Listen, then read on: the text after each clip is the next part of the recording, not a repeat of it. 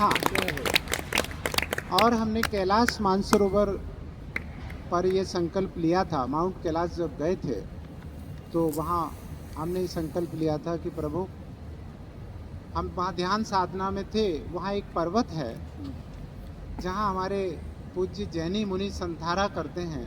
इस शरीर को और प्राण को अलग करने की वहाँ पे कुछ चुंबकीय शक्तियाँ हैं। कैलाश मानसरोवर पर जब आपको अवसर मिले या कोई भाई बहन गए हों तो वहाँ पर एक ऐसा स्थान है कि अगर वहाँ आप एक आध घंटे बैठ जाओ तो आपका जो ये आत्मा है और ये पंच उत्पादक देह है ये अलग हो जाता है। धीरे धीरे प्राण इसको छोड़ने की प्रक्रिया में आ जाता है। वहाँ इस तरह का कुछ चुंबकीय इफेक्ट है। तो हमने भी वहाँ थोड़ा योगी थे, हमने कहा हम भी देखते हैं, प्राणायाम करते रहेंगे और देखते रहेंगे क्या होता है। आधा घंटे के बाद बहन जी ऐसा लगा कि अब ये शरीर निढाल होके गिरने वाला है। तो हमारा जो गाइड था, लामा था वहाँ का, तिब्बत का, वो अपनी माला लेके ओम मणि पद में हुम फट, ओम मणि पद में हुम फट ऐसे जपता रहता था। हम भी सीख गए, उसके साथ रह गए। तो उसने हमको खींचा वहाँ से, वहाँ पकड़ के खींचा। जब उसे पता लगा कि अब इनकी बॉडी ये योग प्रयोग सब, क्योंकि वहाँ का कुछ ऐसा चुंबकीय है विशेष, तो उसने हमको खींच के दूर किया। बोले ज़्यादा देर बैठोगे तो फिर डेड बॉडी यहाँ से जाएगी आपकी। तो हम तो वो प्रैक्टिकल करे थे ना, प्राण को लेना। और जो कहा ना भगवान ने, प्राण अपान समायुक्तम पचाम्यन्नम चतुर्विधम, प्राण को इतना खींचो कि अपान से संपर्क में आ जाए। 5 प्राण तो पढ़े होंगे ना आपने, प्राण अपान व्यान उदान समान। तो उन पे हम नहीं जाएंगे क्योंकि वो तो आप पढ़ चुके हैं। आप तो हमारे बराबर की योगी हो गए, तो आप उसमें नहीं खींचेंगे, आपको कुछ नई बात बताएंगे। चलिए उस स्तर तक पहुंचना अभी बहुत समय लगेगा। नहीं, सब आगे, सब आगे, सब आगे। आप जब भी ध्यान में बैठें तो क्या करना है आपको, मैं बहुत सरल भाषा में बताता हूँ। ये ज़्यादा कठिन भाषा इन हमारी बेटियों को समझ नहीं आएगी। वो कहेंगे भाई साहब आए थे, गुरुजी आए थे, पता नहीं क्या बोल के इधर से सुना और इधर भाई पर। करना क्या है आपको, ऐसे सहज भाव में बैठ गए, प्रयत्न शिथिल हो गया, स्थिर सुखम आसनम हो गया। यही तो महर्षि पतंजलि जी ने बताया। मुझे कोई कष्ट नहीं हो रहा, मैं 6 घंटे बैठ सकता हूँ। मैं जब भगवती जगदम्बा की साधना करता हूँ नवरात्रों में, तो 2 घंटे बाद कितना क्या करता हूँ, इस पैर को उठाकर यहाँ रखता हूँ और इसको उठा के यहाँ, और रात के 10 बजे से सुबह 4 बजे तक ऐसी मूर्ति बन जाता। तो प्रयत्न शिथिल हो गया, अनंत समापत, अनंत काल तक बैठ सकते हैं।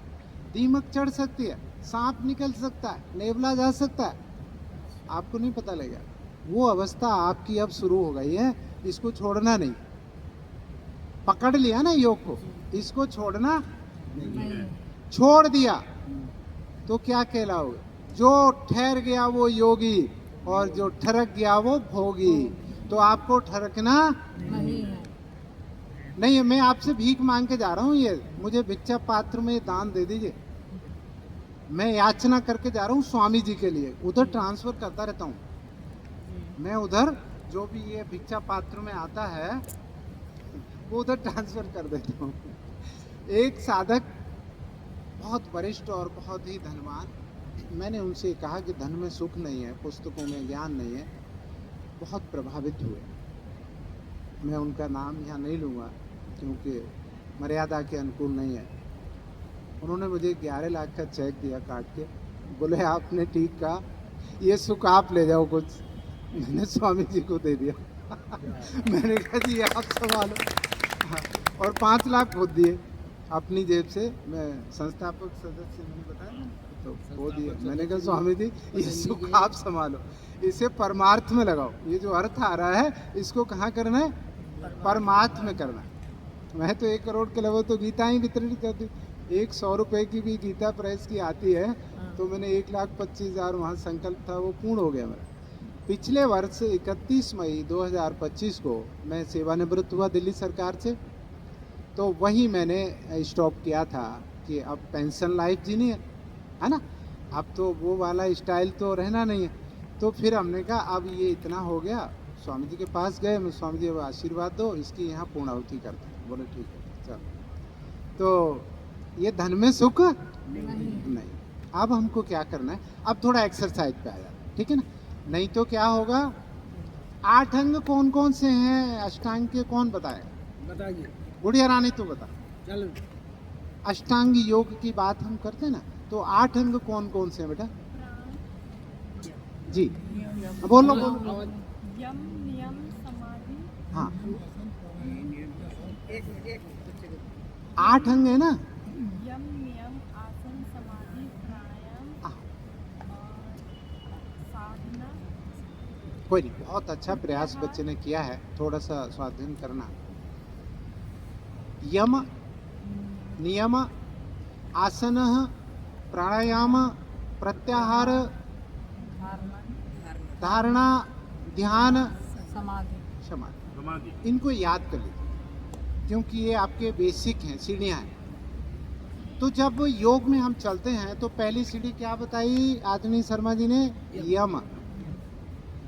जैसे ये इतने मंजिल का है ना, और आपको जब इससे जाना है, लिफ्ट से जाना है या सीढ़ी से जाना, तो लिफ्ट का पहले कौन सा फ्लोर आएगा?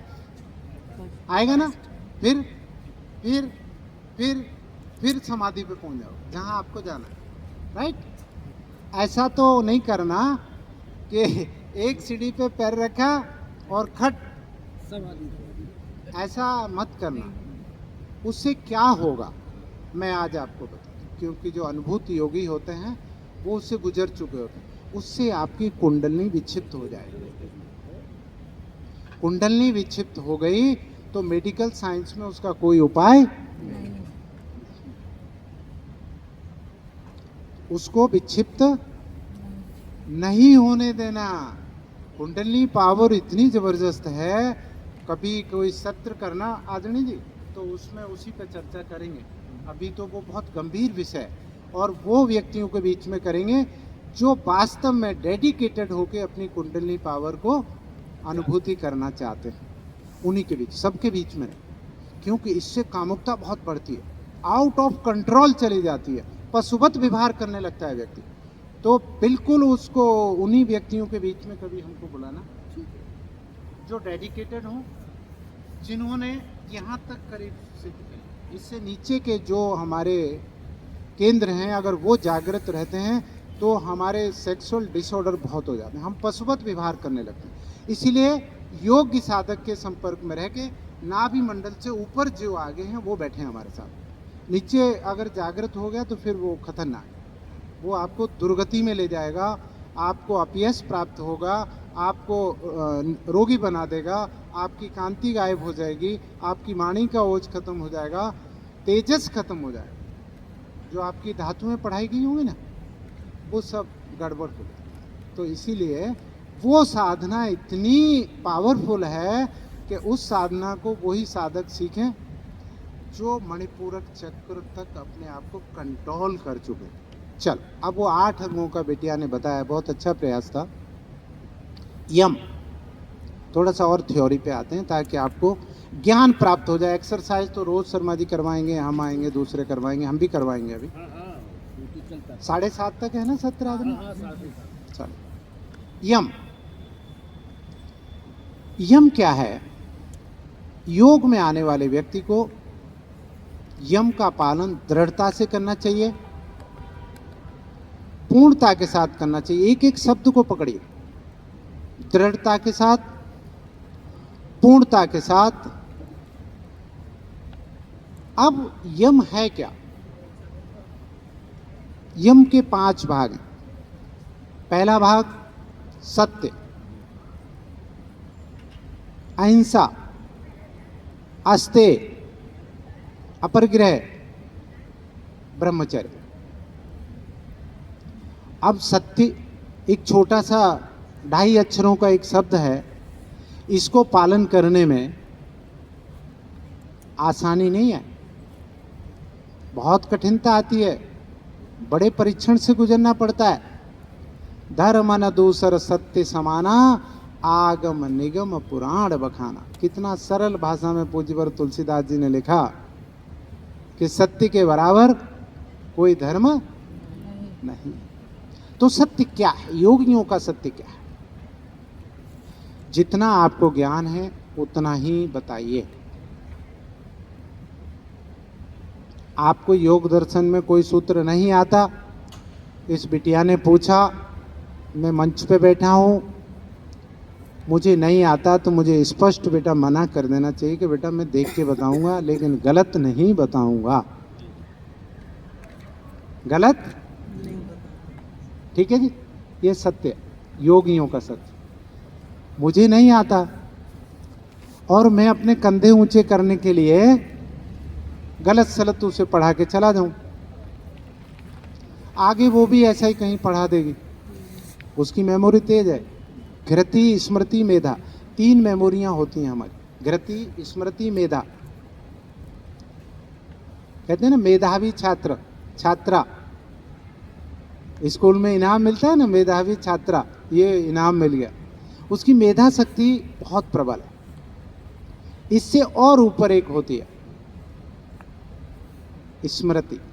कोई 20 साल पहले घटना हुई, आपके स्मृति पटल पे वो वहाँ पे एक तरह से स्टोरेज हो गई, आपको बार बार वो तंग करती है। घृति, आज कोई पाठ मास्टर जी ने पढ़ाया, लेसन प्रोफेसर साहब ने पढ़ाया, और वो 2 साल तक 3 साल तक भी अगर आपको याद है तो आपकी घृति भी बहुत तीव्र है।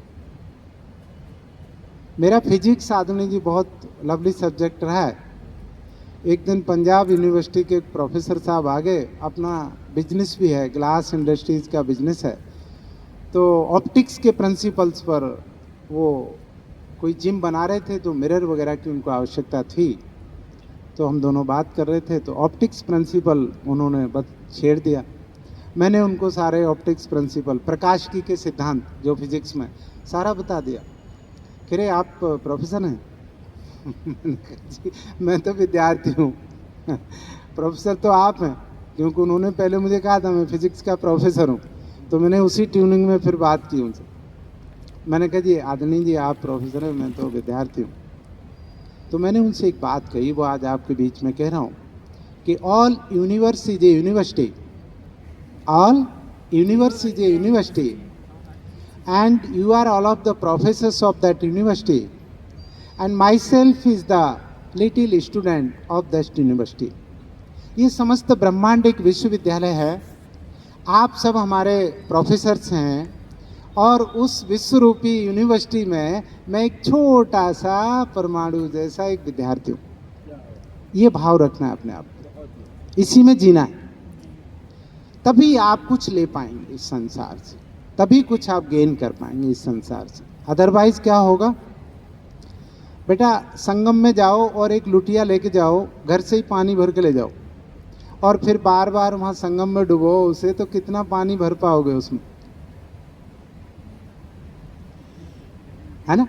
मदर डेयरी पे जाओ, घर से ही 2 लीटर का वो कैनी भर के ले जाओ कुछ उसमें, है ना? और फिर मदर डेयरी वाले से कहो कि इसमें 2 लीटर और दूध कर दो, तो कितना दूध घर पे वापस आएगा? क्या होगा? सब फैल जाएगा। प्राप्ति क्या हुई? इसका सारांश हमें क्या मिला? बर्बादी, नुकसान हुआ ना 2 लीटर दूध का, लॉसेस हुए ना, और प्राप्ति नगण्य, कुछ मिला तो नहीं ना। तो हम ऐसे ही जीवन जी रहे हैं।